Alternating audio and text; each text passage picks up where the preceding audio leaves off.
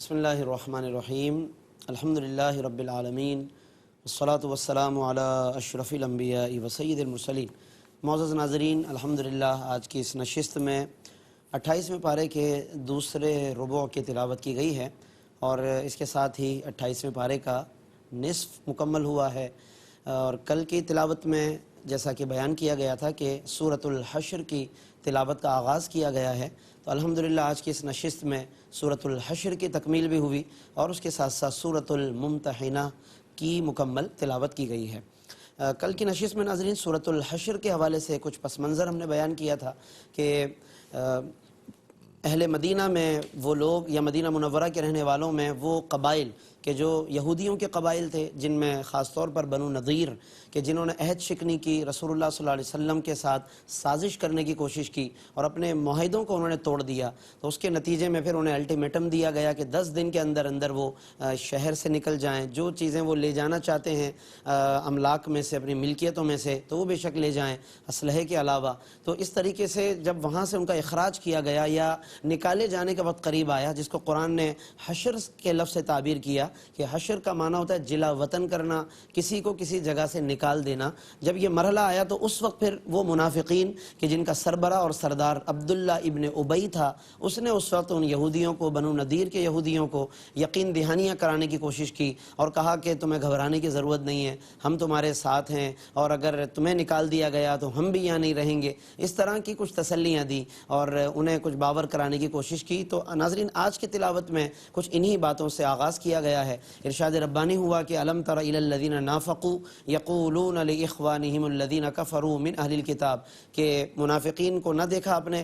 کہ کس طرح وہ اپنے ان بھائیوں سے یعنی یہودیوں سے کہہ رہے ہیں کہ لئن اخرجتم لنخرجن معکم، اگر تمہیں نکالا گیا تو ہم بھی تمہارے ساتھ ساتھ چلیں گے، ولا نطیع فیکم احدا ابدا، اور ہم کسی اور کی بات نہیں مانیں گے تمہارے معاملے میں، وان قتلتم لننصرنکم، اور اگر تم سے جنگ کی گئی تو ہم تمہاری مدد کریں گے۔ یہ اس طرح کی جھوٹی تسلیاں دی، لیکن اللہ جانتا ہے، چونکہ اللہ علام الغیوب ہے، علیم بذات الصدور ہے، دل کی باتوں کو جانتا ہے۔ اللہ کو معلوم تھا کہ یہ سب جھوٹی باتیں ان کی، اللہ نے فرما دیا کہ حقیقت یہ ہے کہ لئن اخرجوا لا یخرجون معہم، کہ اگر ان یہودیوں کو نکالا گیا تو یہ منافقین ساتھ نہیں جائیں گے، ولئن قتلوا لا ینصرونہم، اور اگر ان کے ساتھ لڑائی ہوئی لا ینصرونہم تو یہ مدد کو بھی نہیں آئیں گے، ولئن نصروہم لیولون الادبار، اور اگر بالفرض آ بھی گئے تو یہ پیٹ پھیر کے بھاگ جائیں گے۔ یہ اللہ رب العالمین نے ساری باتیں پہلے سے بیان فرما دی اور گویا کہ یہ بتایا گیا کہ یہ وہ لوگ ہیں کہ جو عہد شکن ہیں، جھوٹ بولتے ہیں اور جھوٹی تسلیاں کراتے ہیں۔ یہ تمام باتیں اور تمام صفات ناظرین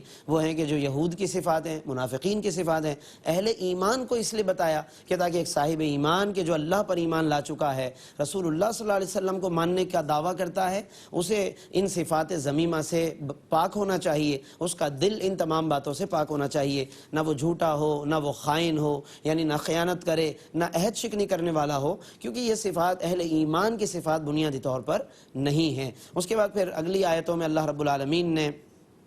ڈرنے کا، تقوی اختیار کرنے کا حکم فرمایا، آنے والے کل کی تیاری کا حکم فرمایا، وَلْتَنْظُرْ نَفْسٌ مَا قَدَّمَتْ لِغَدْ، ہر شخص کو دیکھنا چاہیے کہ اس نے کل کے لیے کیا تیاری کی ہے۔ ناظرین آج ہم دنیا کے لیے تو بڑی فکر رکھتے ہیں، ہر اگلے آنے والے دن کی فکر رکھتے ہیں، لیکن اگر ہمیں فکر نہیں ہے تو قیامت کے لیے فکر نہیں ہے، اس کی کوئی تیاری کا کوئی راستہ ہم اختیار نہیں کرتے، اور ایسا کوئی راستہ کہ جس سے ہم اپنے آپ کو اللہ کی بارگاہ میں سرخرو کر سکیں، ہم اس کے لیے کوئی تیاری نہیں کرتے، لیکن ناظرین ہمیں اس کے لیے فکر کرنی چاہیے۔ یہاں پر بہت واضح طور پر اس طرف توجہ دلائی گئی ہے، اور ایک روایت میں بھی فرمایا نا کہ جس کا مفہوم یہ کہ انسان جب دنیا سے جاتا ہے تو پیچھے والے تو یہ کہتے رہ جاتے ہیں کہ بھئی یہ دیکھو کہ ما خلفا، کیا کیا چھوڑ کر گیا ہے، وہ اس فکر میں رہتے ہیں، اور آگے فرشتے کیا کہہ رہے ہوتے ہیں، ما قدما، یہ دیکھو کیا لے کر آ رہا ہے۔ اور آج ہمیں یہ فکر تو ہے کہ پیچھے ہم کیا چھوڑ کر جائیں گے اور ورثہ کے لیے کیا بنے گا، لیکن ما قدما کی کوئی فکر نہیں ہے کہ فرشتے کہیں گے کہ دیکھو کیا لے کر آیا ہے۔ اور کل کو اگر یہ سب کچھ اس طرح دیکھا گیا تو ہمیں سوچنا چاہیے کہ ہمارے اعمال میں ایسی چیزیں ہونی چاہیے کہ جو واقعی ذخیرہ ہو سکیں اور کل قیامت کے دن ہم اللہ کی بارگاہ میں سرخرو ہو سکیں۔ پھر اس کے بعد ایک بہت اہم بات، آیت نمبر 19 سورۃ الحشر، فرمایا وَلَا تَكُونُوا كَالَّذِينَ نَسُوا اللَّهَ فَأَنسَاهُمْ أَنفُسَهُمْ، ان لوگوں کی طرح نہ ہو جاؤ کہ جنہوں نے اللہ کو بھلایا، اللہ نے پھر انہیں اپنا آپ بھلا دیا۔ یہاں پر ایک بڑا اہم اصول علماء نے بیان فرمایا کہ خدا فراموشی یعنی جو اللہ کو بھول جانا ہے، یہ ایسا ایک سنگین معاملہ ہے کہ خدا فراموشی یہ خود فراموشی کا باعث بن جاتی ہے، یعنی پھر اللہ اسے اپنے آپ سے بھی غافل کر دیتا ہے، اپنے وجود سے، اپنے نفع و نقصان سے، چنانچہ بندہ پھر صحیح اور غلط میں صحیح معنی میں تمیز کرنے سے بھی محروم ہو جاتا ہے۔ تو اللہ کو کبھی نہ بھولیے، اللہ کا ذکر، اللہ کو یاد رکھنا اور اللہ سے تعلق، یہ ہماری بنیادی پہچان ہونی چاہیے۔ اور یہی آج کی تلاوت اور آج کی جو سورۃ الحشر ہے، یہ وہ مشہور و معروف سورت ہے کہ جس میں اللہ رب العالمین نے اپنے کئی اسماء مبارکہ بھی بیان فرمائے ہیں۔ هو اللہ الذی لا الہ الا هو عالم الغیب والشہادہ هو الرحمن الرحیم۔ الاسماء الحسنی ہے، یعنی ان کی ہمیں تلاوت کرنی چاہیے تاکہ اللہ کا قرب حاصل ہو۔ ان کی برکت سے اللہ تعالیٰ دعائیں قبول فرماتا ہے۔ الملک، القدوس، السلام، المؤمن، المہیمن، العزیز، الجبار، المتکبر، پھر اگلی آیتوں میں الخالق، الباری، المصور، یہ تمام باتیں، تمام صفات، ان کی ناظرین بہت طویل تشریح ہے۔ ظاہر ہے کہ مختصر سے وقت میں ہم ان اسماء حسنی پر کیا اور کس طرح کوئی تفصیل بیان کر سکتے ہیں، لیکن اتنا ضرور عرض کروں گا کہ ہمیں محبت ہونی چاہیے قرآن سے اور قرآن کی ان آیات مبارکہ سے، تاکہ ہمارے اندر آج ہم اپنے بچوں کا نام رکھنا چاہتے ہیں تو نہ جانے کیا کتنے جتن کرتے ہیں کہ اس نام کا مطلب بتا دیں، اس نام کی میننگ پتہ چل جائے۔ اللہ کے ناموں کی میننگ کا بھی کوئی شوق ہے ہمارے اندر؟ ہمیں اللہ کے اسماء حسنی کی محبت ہمارے اندر پیدا ہو، ہمارے اندر یہ جذبہ، تو ہمیں مطلب اس حوالے سے ضرور غور کرنا چاہیے کہ ہم اللہ تبارک و تعالیٰ سے محبت رکھیں، اس کے اسماء سے محبت رکھیں، اسماء حسنی جو بھی یعنی اچھے نام، ہر نام اس کا اچھا ہے، الاسماء الحسنی ہے سب کے سب، تو ضرور ہمیں ان ناموں کا ورد کرنا چاہیے، اس کی تلاوت کرنی چاہیے تاکہ ہمیں اس کی برکتیں بھی حاصل ہوں، تفسیر بھی ضرور اس کی ہمیں پڑھنی چاہیے۔ اس کے بعد ناظرین سورۃ الممتحنہ کی بھی آج تلاوت کی گئی۔ اس کا اگر ہم پس منظر دیکھیں سورۃ الممتحنہ میں تو ایک بہت تاریخ اسلام کا بہت اہم ترین واقعہ کہ جب حضور علیہ الصلوۃ والسلام خفیہ طور پر فتح مکہ کے لیے تیاری فرما رہے تھے، لشکر تیار کر رہے تھے، ایسے میں حضرت حاطب بن ابی بلتع رضی اللہ عنہ ایک صحابی ہیں، تو انہی دنوں میں جب فتح مکہ کے لیے تیاریاں ہو رہی تھی، خاموشی سے تاکہ کفار کو نہ پتہ چلے، انہیں نہ بتایا جائے، ایک عورت وہاں سے ایک باندی بنو ہاشم کے خاندان سے تعلق رکھنے والی، وہ ظلم و ستم سے تنگ آ کر مدینہ منورہ میں آ گئی۔ حضور نے انہیں ان کی مدد کر کے واپس لوٹانا چاہا۔ جب وہ واپس جانے لگی، حضرت حاطب بن ابی بلتع نے ایک خط دے کر کہ کچھ اہل مکہ کو معلومات اس حوالے سے دی۔ حالانکہ ظاہر ہے کہ یہ معلومات دینا ایک راز کو کھولنا ہے، لیکن ان کے ذہن میں صرف یہ تھا کہ میں چھوٹا موٹا احسان کر لوں، کچھ اہل مکہ کو یہ بات بتا دوں تاکہ میرے جو گھر والے وہاں پر ہیں تو فتح مکہ کے موقع پر میرے گھر والوں کی حفاظت ہو جائے۔ باقی ان کے دل میں کوئی ایسی منفی بات نہیں تھی، اور یہی وجہ ہے کہ حضور علیہ الصلوۃ والسلام نے بھی ان کے عذر کو قبول کر لیا۔ جب انہوں نے عذر پیش کیا، حضور نے قبول فرما لیا، لیکن اس کے بعد پھر اللہ نے کچھ آداب بتائے کہ اس طرح نہ کیا کرو، کبھی کوئی راز ایسا افشا نہ کرو، اور جو دشمن ہیں، جو لوگ سامنے والے جو دشمن ہیں، تو انہیں ہرگز ان سے کوئی دوستی کی توقع نہ رکھو، کیونکہ حقیقت بتا دی تلقون الیہم بالمودہ کہ تم ان سے تو اظہار محبت کر رہے ہو، لیکن وقد کفروا بما جاءکم من الحق، لیکن وہ تو حق کا انکار کرنے والے لوگ ہیں۔ اور بھی پھر دیگر کچھ ایسی باتیں بیان فرمائی کہ جن میں تنبیہ فرمائی گئی ہے، آداب سکھائے گئے ہیں کہ راز کی کس طریقے سے حفاظت کرنی چاہیے، اور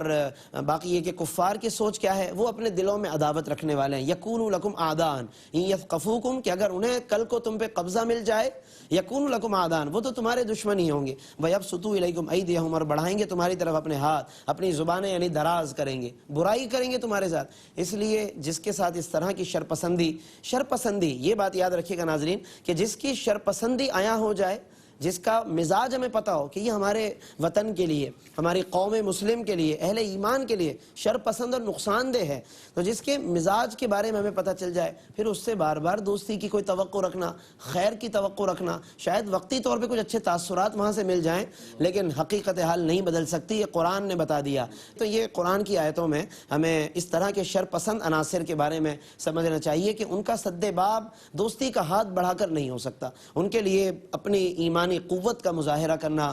وہی یقیناً اس کا حل ہے جو قرآن نے بھی جس کی طرف اشارہ فرما دیا۔ شرپسندی کو روکنے کے لیے یہی، ہاں اگر جن کے اندر شرپسندی نہیں ہے تو ظاہر ہے کہ ان کے ساتھ اس طرح کا کوئی رویہ ہمیں بلا وجہ رکھنے کی ضرورت نہیں، ان کے ساتھ دوستی کا ہاتھ بڑھایا جا سکتا ہے، لیکن دوستی سے یہاں مراد وہ حقیقی محبت قلبی نہیں ہے، بلکہ وہ صرف اس حد تک کہ جس سے اہل اسلام کو ان کے نقصان سے بچایا جا سکے۔ یہ بھی قرآن نے بتا دیا، لا ینہاکم اللہ عن الذین لم یقاتلوکم، کہ جو تمہارے ساتھ قتال کرنے کرنے والے نہیں ہیں، شر پسند نہیں ہیں، اور تمہیں بلا وجہ اپنے گھروں سے نکالنے والے نہیں ہیں۔ فرمایا اللہ تمہیں منع نہیں کرتا ان تبروہم، کہ ان کے ساتھ کوئی بھلائی کر لو، وتقسطوا الیہم، اور ان کے ساتھ کوئی انصاف کا برتاؤ کر لو۔ تو اس طرح کا کچھ معاملہ ان کے ساتھ ہو سکتا ہے کہ جو شر پسند نہ ہو، تو ہمیں یہ فرق کو ملحوظ رکھتے ہوئے ہی اقدامات کرنے چاہیے، چاہے حکمران وقت ہوں، حکام بالا ہوں، یا اور کسی بھی قسم کی سطح پر ہم ان معاملات کو دیکھیں تو ہم اس طرح اس کا فیصلہ کر سکتے ہیں۔ باقی یہ کہ خواتین وہاں سے مکہ مکرمہ سے صلح حدیبیہ کے باوجود بھی مدینہ منورہ آتی تھی، جبکہ اس وقت یہ معاہدہ ہو چکا تھا کہ کوئی بھی واپس آئے گا اس کو لوٹایا جائے گا، لیکن خواتین کا معاملہ چونکہ مستثنیٰ تھا، اور اس لیے مستثنیٰ تھا کہ جس وقت یہ معاہدہ ہوا ہے اس میں صرف یہ صراحت کی گئی تھی کہ یہ معاہدہ مردوں کے لیے ہے، تو خواتین کا معاملہ خود بخود قدرتی طور پر مستثنیٰ ہو گیا۔ اس لیے اللہ تبارک و تعالیٰ نے ان کے لیے الگ سے احکام بیان فرمائے، اور الگ سے ان کے لیے کچھ اجازتیں اللہ تبارک و تعالیٰ نے عطا فرمائی۔ تو آج کی تلاوت میں چونکہ یہ باتیں بھی بیان کی گئیں کہ جب کچھ عورتیں وہاں سے ہجرت کر کے آئیں تو کس طرح ان کی جانچ پڑتال کرو۔ حضور علیہ السلام باقاعدہ جانچ پڑتال کیا کرتے تھے، ان عورتوں سے قسمیں لیا کرتے تھے، وہ تمام تفصیلات علماء نے بیان فرمائی ہیں۔ اور پھر اس کے بعد حضور علیہ السلام جب بیعت لیا کرتے تھے ان خواتین سے، بیعت لینے کا بھی بڑا بہترین طریقہ تھا۔ قرآن نے بتایا کہ اذا جاءک المؤمنات، اے نبی جب آپ کے پاس یہ مومن عورتیں آئیں، یبایعنک، کہ آپ ان سے بیعت کریں، ان کو اپنی بیعت میں شامل کریں، تو کن کن باتوں پر بیعت کریں کہ وہ اللہ کے ساتھ کسی کو شریک نہ ٹھہرائیں، چوری نہ کریں، بدکاری نہ کریں، قتل ولد یعنی اولاد کو قتل نہ کریں، کیونکہ ظاہر ہے وہ جرائم تھے جو اس زمانے میں عام تھے، تو انہی باتوں پر پھر بیعت لی گئی۔ لیکن ایک بڑی اہم بات ہمیں پیش نظر رکھنی چاہیے کہ نبی کریم صلی اللہ علیہ وسلم جب بھی بیعت لیتے تو احادیث میں یہ صراحت موجود ہے۔ سیدہ ام المومنین عائشہ فرماتی ہیں کہ حضور علیہ السلام نے جب بھی کبھی بیعت لی عورت سے تو آپ صلی اللہ علیہ وسلم نے کبھی اس کے ہاتھ کو ہاتھ نہیں لگایا۔ حضور علیہ السلام کبھی کسی اجنبی عورت کے ہاتھ کو ہاتھ نہ لگاتے، کبھی نہ چھوتے اسے، اور دور دور سے اپنی چادر مبارک کے ذریعے سے تک اس طرح سے آپ بیعت فرما لیا کرتے تھے۔ آقا دو جہاں صلی اللہ علیہ وسلم سید المرشدین ہیں، اور جب حضور علیہ السلام کا یہ طرز عمل ہے تو باقی پوری امت کے لیے گویا کہ طرز عمل کو جاری کر دیا گیا کہ اب قیامت تک کوئی بھی اگر بیعت لے تو بیعت کے طریقے کے اندر اگر عورتوں سے وہ بیعت لے رہا ہے اور عورتیں اگر اس کے لیے اجنبی ہیں، محرم نہیں ہیں، تو خواہ پھر وہ کوئی بھی مرشد ہو، وہ کوئی بھی پیر ہو، اسے ان عورتوں کو چھونے یا ان عورتوں کو بے پردہ دیکھنے یا خدا نخواستہ ان کو ہاتھ پر ہاتھ لگانے کی وہ اجازت نہیں ہے۔ سید عالم صلی اللہ علیہ وسلم کا عمل پوری امت کے لیے رہنما ہے، پوری امت کے لیے سنت ہے۔ ناظرین، تو یہ بیعت کے گویا کہ آداب بھی اس میں بتا دیے گئے ہیں۔ ہمارے دور میں جہاں بہت سی بے اعتدالیاں ہیں تو بیعت کے معاملات میں بھی لوگ بہت سی بے اعتدالیاں کر جاتے ہیں۔ مختصراً میں نے یہ بات عرض کر دی ہے، لیکن ہمیں مکمل تفصیل کے ساتھ ان مضامین کو پڑھنا چاہیے۔ انشاءاللہ کل کی تلاوت میں پھر نصف ثانی کا آغاز کیا جائے گا۔ اللہ رب العالمین ہمیں ان تمام مضامین کو پڑھنے، ان میں غور کرنے کی توفیق عطا فرمائے۔ آمین۔ وآخر دعوانا الحمدللہ رب العالمین۔